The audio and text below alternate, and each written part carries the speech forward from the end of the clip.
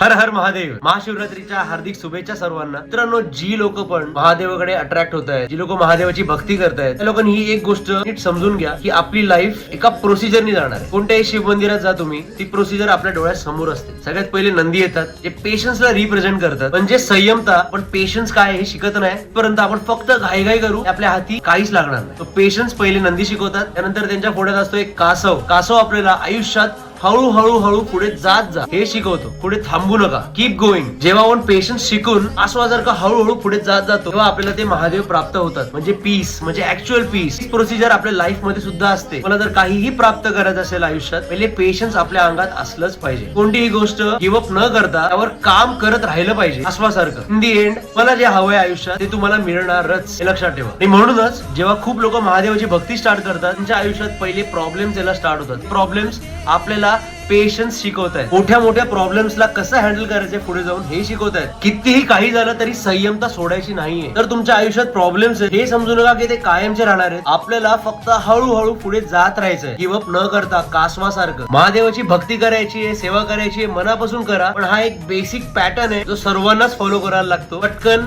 काहीच मिळत नाही. स्ट्रगल करायला लागतो, संयमता ठेवावी लागते, गिव्ह न करता पुढे जात राहायला लागतं. तेव्हा जाऊन आपल्याला जे हवंय ते मिळतं. So keep going. Har Har Mahadev.